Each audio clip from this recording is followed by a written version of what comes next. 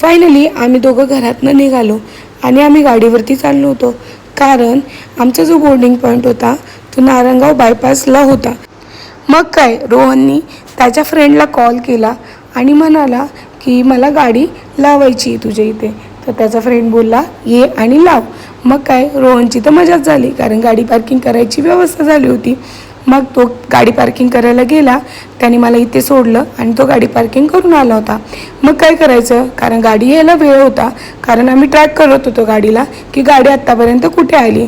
तर गाडीवाल्याचा सारखाच फोन येत होता आणि तो बिचारा आम्हाला अपडेटही देत होता। आणि जास्त वेळ वाट बघितल्याच्या नंतर फायनली आमची गाडी आलेली आहे, ज्याच्यासाठी मी खूप वाट बघितली होती।